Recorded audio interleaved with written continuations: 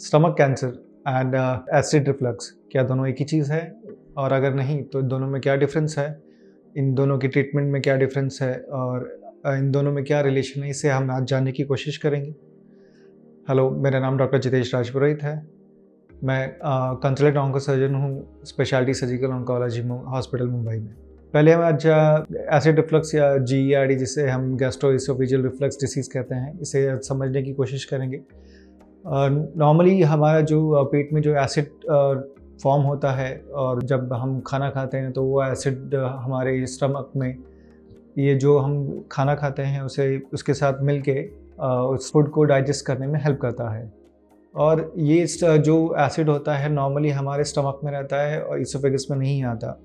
ये जो ईसोफेगस और स्टमक के बीच में एक जंक्शन होता है जहाँ पर एक मसल होती है जिसे हम कहते हैं लोअर ईसोफेजियल स्फिंक्टर। नॉर्मली ये स्फिंक्टर बहुत ही कैपेबल होती है, स्ट्रॉन्ग होती है, या किसी भी तरह के एसिड रिफ्लक्स को वापस हमारे ईसोफेगस में आने से रोकती है। बट जैसे हम पेशेंट्स लोग काफ़ी स्मोक करते हैं या फिर बहुत ज़्यादा मोटे होते हैं, इन सब पेशेंट्स में ये जो स्फिंक्टर होता है थोड़ा रिलैक्स हो जाता है।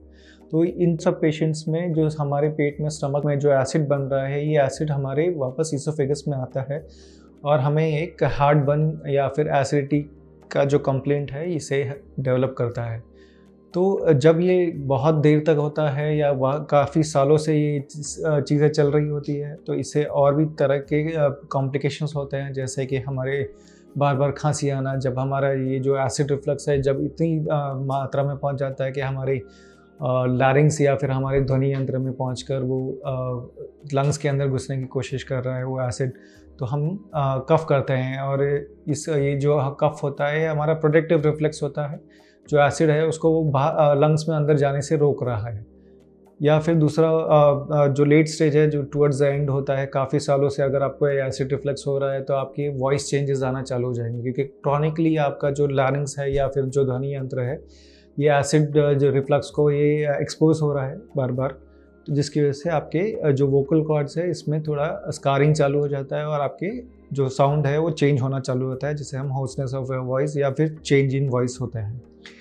तो जब ये इतना सिम्टम्स आपका हो रहा है तो जैसे आपको बार बार कफ हो रहा है या फिर आप खाना खाने के बाद तुरंत बाद आपको एसिडिटी या फिर हार्ट चेस्ट पेन होना चालू होता है, तो सिंपल जो मेडिकेशंस है ओवर द काउंटर जिसे हम पीपीआईज कहते हैं, प्रोटॉन पंप इनहिबिटर्स है, पैन 40 या फिर किसी भी तरह का पेंटोप्राजोल कैप्सूल या टैबलेट आप ले सकते हैं।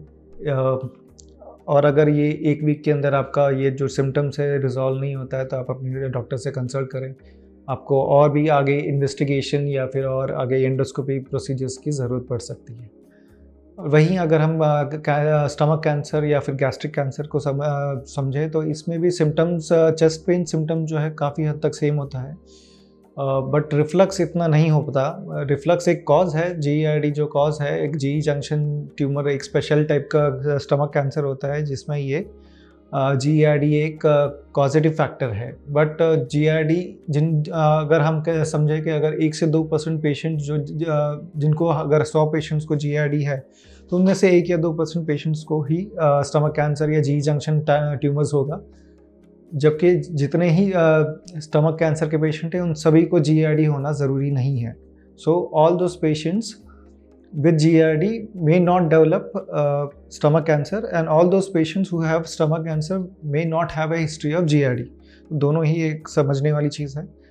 और दूसरा, स्टमक कैंसर में लोकेशन ऑफ द ट्यूमर पे भी डिपेंड करता है कि आपका सिम्टम क्या है। जैसे अगर आपका जो ट्यूमर है वो जी जंक्शन पे है, आपका जो सिम्टम होगा वो आपको खाने में दिक्कत होगा या आपको निकलने में दिक्कत आ रहा है, बार बार आप जो खाना सॉलिड फूड ले रहे हैं तो बराबर से आपको निकलने में दिक्कत आ रही है। जैसे हम स्टमक के 3 पार्ट होते हैं, फंडस होता है, कार्डिया होता है, बॉडी होता है, एंट्रम होता है, पाइलोरस होता है, ये 4 पार्ट हो गए। तो इसमें से अगर जो अलग अलग लेवल पे अगर आपका ट्यूमर है तो उस लेवल के ट्यूमर की जो सिम्टम्स है वो अलग अलग होंगे। जैसे अगर जी जंक्शन या कार्डिया जिसे हम कहते हैं, जो टॉप मोस्ट लेवल है, उस पर अगर ट्यूमर है तो उस पेशेंट्स में को निगलने में दिक्कत आएगी। आपका जो सॉलिड फूड्स आप खा रहे हैं वो आप बराबर से निगल नहीं पाएंगे। जबकि वही अगर आपका बॉडी या फिर एंट्रम में अगर ट्यूमर है तो आपको जो मेजॉरिटी ऑफ द पेशेंट का जो सिम्पटम है वो रहेगा काफ़ी टाइम से आपको पेट में दर्द हो रहा है, खाना खाने के तुरंत बाद आपको पेट में दर्द होना चालू हो जाता है। आपका हाल फिलहाल में आपका काफ़ी वेट लॉस हुआ है, आपको भूख नहीं लगती है, ये सब एक नॉन स्पेसिफिक सिम्पटम्स हैं, बट ये बॉडी ऑफ स्टमक में ट्यूमर्स में ये काफ़ी कॉमन है। मेजॉरिटी ऑफ द पेशेंट्स में ये सिम्पटम्स रहेंगे। वहीं अगर आप पाइलोरस या फिर डिस्टल 1/3 ऑफ द स्टमक के बारे में समझें, तो ये जो इस लोकेशन में अगर ट्यूमर है, तो आपका जो सिम्पटम्स है ये बार-बार आपको वॉमिटिंग का सिम्पटम्स आपको देता है कि आप खाना खाने के तुरंत बाद आपको एक प्रोजेक्टाइल वॉमिटिंग होता है, जो आपने खाना 2-4 दिन पहले खाया है या फिर काफ़ी पहले का जो खाना जो डाइजेस्ट नहीं हुआ है, वो आप थ्रो आउट कर रहे हैं या वॉमिट कर रहे हैं। तो ये एक सिम्पटम है जो पाइलोरस या फिर जिसे हम distal 1/3 of the stomach tumours में बार-बार आप जो वॉमिटिंग कर रहे हैं, ये सिम्पटम कॉम्प्लेक्स को हम कहते हैं गैस्ट्रिक आउटलेट ऑब्स्ट्रक्शन सिंड्रोम। ये पेशेंट्स बार-बार आपको पुराना जो आपने खाया अनडाइजेस्टेड फूड है आप थ्रो आउट कर रहे हैं, आपका वेट लॉस हो रहा है, बाकी और कोई सिम्पटम्स नहीं है, आपका जो सिर्फ अनडाइजेस्टेड फूड ही बाहर आ रहा है बार-बार। Weight loss, loss of appetite and vomiting, ये एक सिम्पटम कॉम्प्लेक्स हो गया जिसे हम गैस्ट्रिक आउटलेट ऑब्स्ट्रक्शन सिंड्रोम कहते हैं। तो आज हमने समझा कि गैस्ट्रिक रिफ्लक्स और स्टमक कैंसर ये 2 अलग चीज़ें हैं। गैस्ट्रिक रिफ्लक्स जो है वो एक ट्रीटेबल डिसीज़ है। आप सिंपल एंटासिड्स या फिर पीपीआईज़ जिसे हम कहते हैं, प्रोटॉन पंप इनहिबिटर्स या H2 ब्लॉकर जो ओवर द काउंटर एंटासिड्स पर अवेलेबल है, ये सब से ये सिम्पटम्स आपका रिज़ॉल्व हो सकता है। और आपको अगर काफ़ी टाइम से है तो आपको आपके फिजिशियन से या फिर गैस्ट्रोएंटरोलॉजिस्ट से कंसल्ट करना चाहिए। एक एंडोस्कोपी एक सिंपल टेस्ट है जिससे आपका जो लेवल ऑफ गैस्ट्रिक रिफ्लक्स है वो भी पता चल जाएगा।